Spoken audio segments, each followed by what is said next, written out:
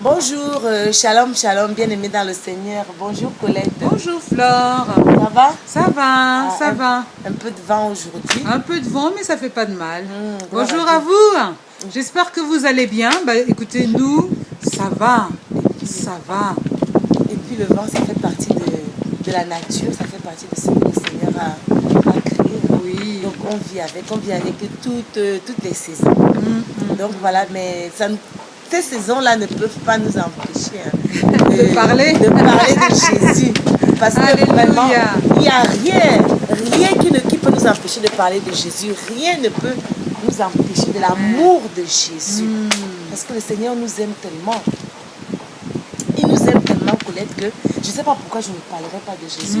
En sachant que je suis née pour le servir, je suis née pour l'adorer. Comment je vais m'empêcher d'annoncer la bonne nouvelle à mes frères et de parler de l'amour de Jésus? Amen. Je ne peux pas.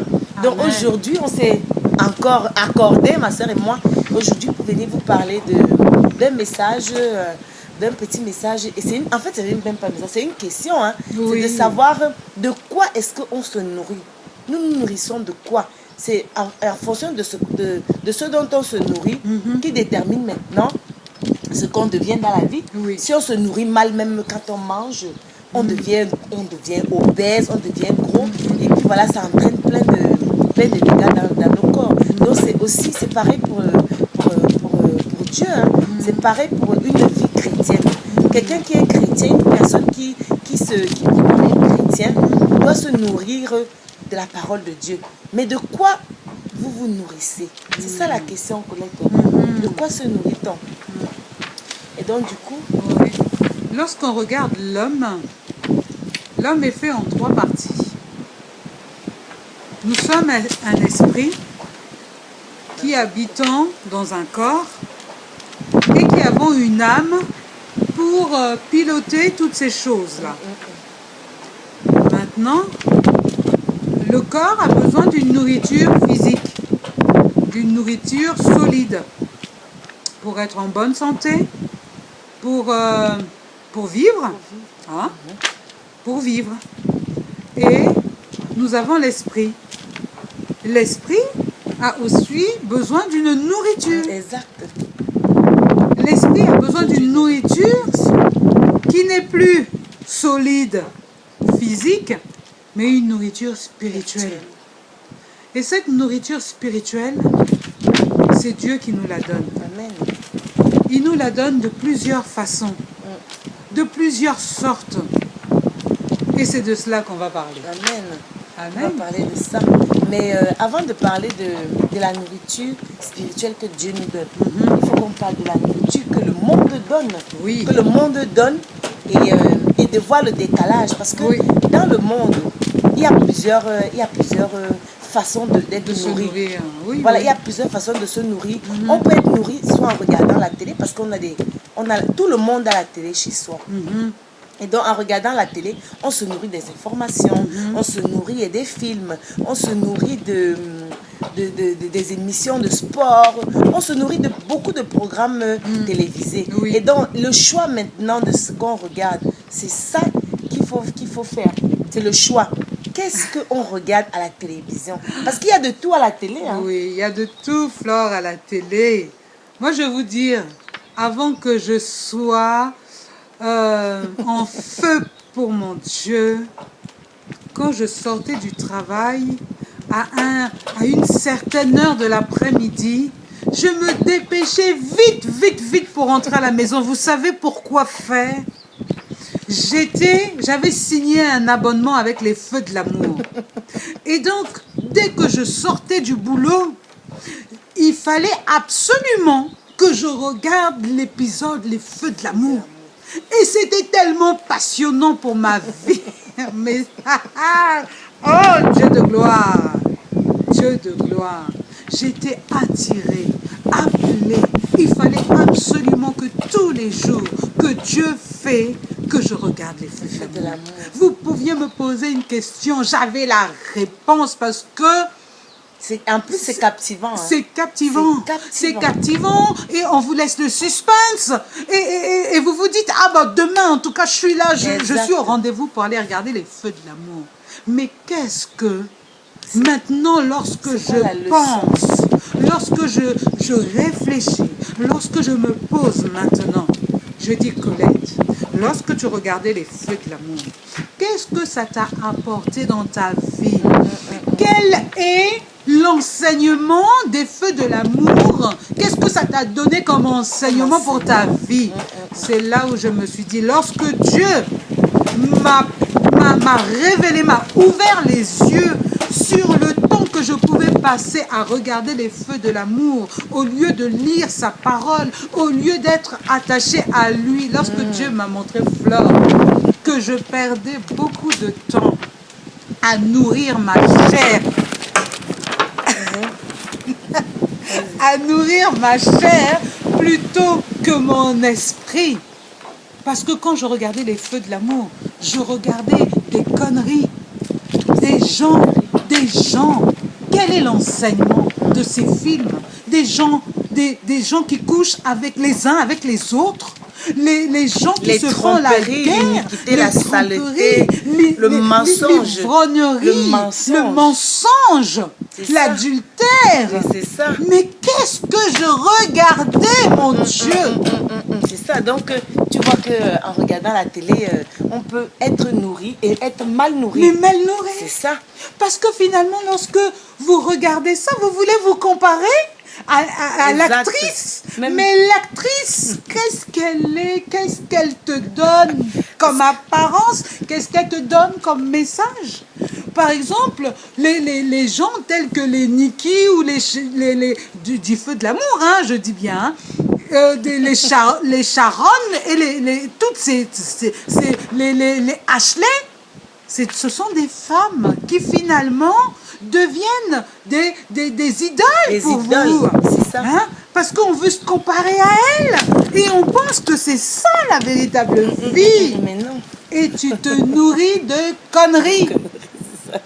Mes amis, les films que l'on regarde ne nous donnent pas la véritable marche à suivre dans ce monde.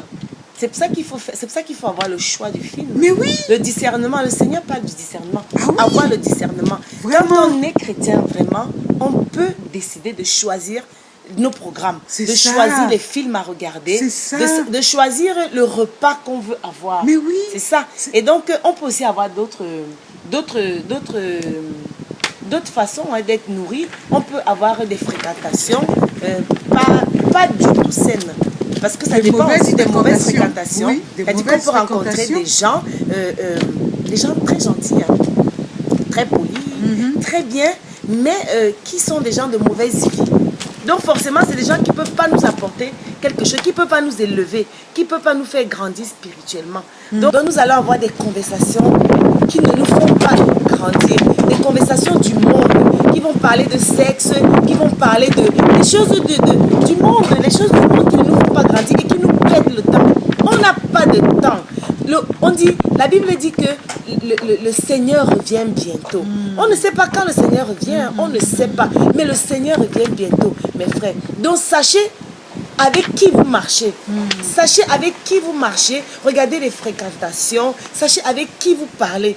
Parce que la parole peut... Je sais pas, la parole peut nous détruire. Et donc, il y a plusieurs... On peut être nourri différemment, hein, Colette. On a la musique. On a la musique. Aussi. Vous savez, la musique, Satan était l'ange de lumière que Dieu avait mandaté pour lui donner gloire, pour l'adorer. Et il avait avec lui tout un ensemble d'anges avec qui, effectivement, ils faisaient la louange, ils adoraient Dieu en louange, en adoration. Le monde est venu pervertir ce que Dieu avait mis à la base pour l'adorer. La musique aujourd'hui, lorsque vous écoutez la musique, c'est compliqué, mes amis. Il y a des musiques, quand vous écoutez, ça ne ressemble à rien. Ça ne dit rien. Que des choses, mais en dessous la ceinture. Vraiment. Mais tu sais que les musiques aujourd'hui, c'est même des paroles en fait sataniques. la plupart des musiques du monde sont sataniques. Elles ont des paroles envoûtantes en fait. Mais oui. C'est-à-dire qu'on écoute la musique, on chante et puis on est envoûté. On se retrouve en train d'aimer cette musique, Voilà. en train de vénérer cette musique, Alors en train d'idolâtrer le musicien, Oui. le chanteur. Parce que ces chansons-là, c'est des chansons envoûtantes. C'est des chansons diaboliques. Donc, il faut faire attention à ce que nos enfants écoutent, à ce que nous écoutons et que nous laissons écouter nos enfants. Parce que ça aussi, c'est une nourriture qui nuit les familles entières. Parce que vous pouvez entrer dans des maisons, vous trouvez des gens normaux, vous les voyez physiquement normaux, mais c'est des gens qui sont enchaînés, qui sont emprisonnés, qui sont enfermés dans les ténèbres et ils ne sont pas conscients. À cause de quoi? À cause de la musique mondaine. Moi, j'ai écouté un témoignage la dernière fois. Si vous allez sur la chaîne Casarema, je crois, c'était sur Casarema, une jeune fille qui était chrétienne, qui était même dans la louange, qui faisait la louange. Elle s'est mise à aimer, je crois, je ne sais pas quelle est cette chanteuse-là. C'était Beyoncé. Et elle connaissait les chants de Beyoncé par cœur. Et toutes les chorégraphies. Toutes les chorégraphies de Beyoncé. Mais ce qu'elle ne sait pas, c'est que cette chanteuse de Beyoncé est animée par un esprit mauvais qu'ils appellent eux-mêmes Sacha.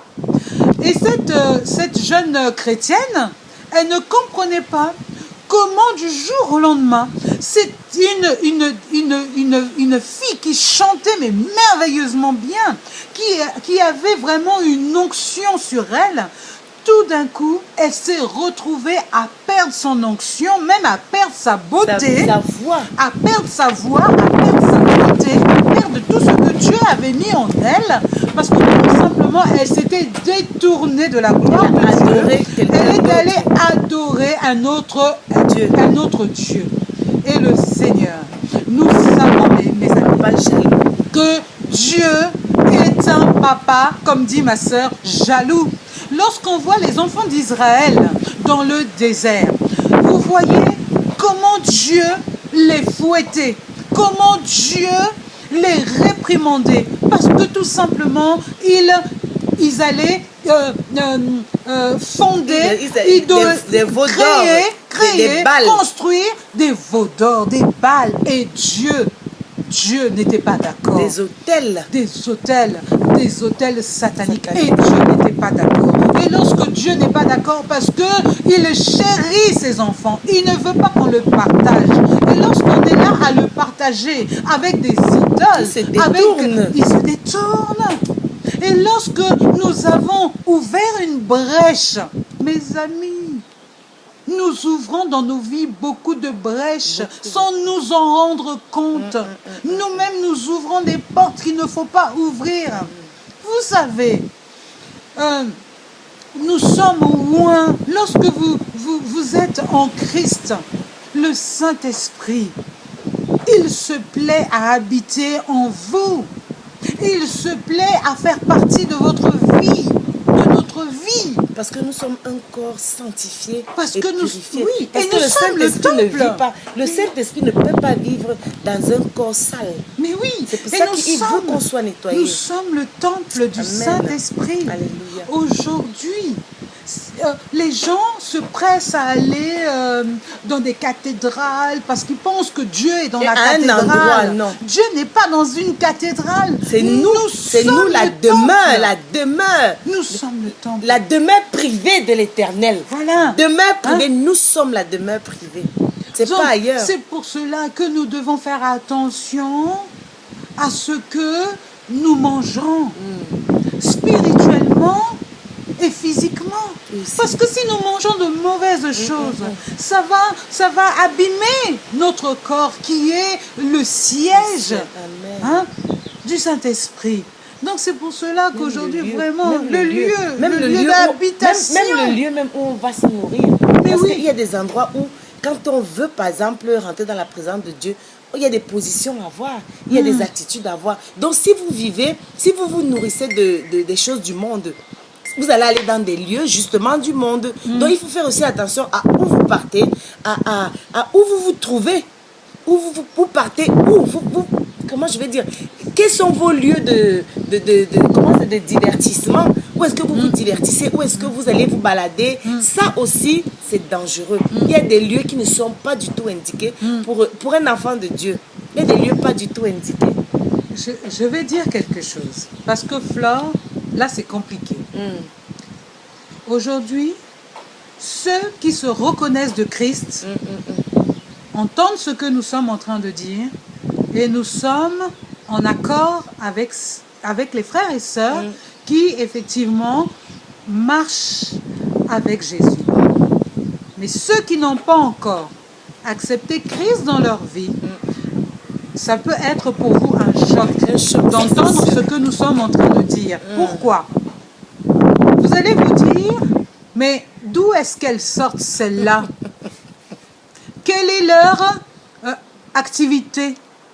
De quoi est-ce qu'elles passent leur journée? Sachez que je ne passe pas toute ma journée à être enfermée chez moi et à lire la Bible. Loin de là.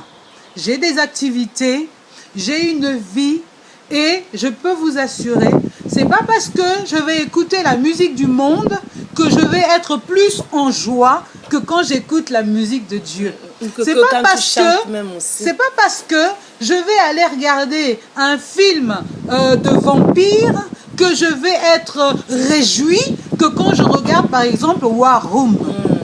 Donc c'est pour cela. Lorsque vous savez qui vous êtes en Christ, il y a des choses que vous n'allez plus regarder. Il y a des endroits où vous n'allez plus y aller. Nous serons même mal à l'aise. L'esprit qui est en vous va être mal à l'aise. C'est vrai que nous faisons partie de ce monde, que nous devons parler de Dieu. Exactement. Mais vous savez, l'esprit qui est en nous est ordonné. Effectivement, si un jour je dois aller dans une boîte de nuit, c'est parce que le Saint-Esprit me dit va parler à telle personne. Et le Saint-Esprit, il va me oindre ce jour-là pour aller parler dans une boîte de nuit à telle personne. Parce que mes amis, lorsque on marche sans discerner les choses, l'ennemi, il est très futé. Hein? Il est super futé. Il nous injecte des pensées. Parce que, oui, il nous injecte des pensées qui disent, mais tu sais, Dieu a dit, c'est pas parce que tu vas en boîte de nuit après tu vas aller demander pardon après. Hein. Tu sais, il a dit qu'il pardonne tous les péchés. Hein. Alors c'est pas grave. Hein. Si tu vas en boîte de nuit, vas-y, va annoncer la parole. Vas-y, va annoncer la parole dans la boîte de nuit. Mais moi, je crois que annoncer la parole dans une boîte de nuit où il y a la musique à fond les manettes, où il y a la cigarette, moi je pense plus que c'est un endroit de divertissement pour ceux qui aiment ces endroits-là.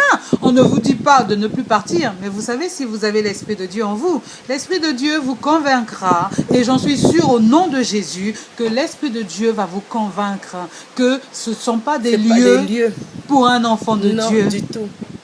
Voilà. Exact. Et vous savez, nous vous aimons. Amen. Et je voulais dire un truc. Hein?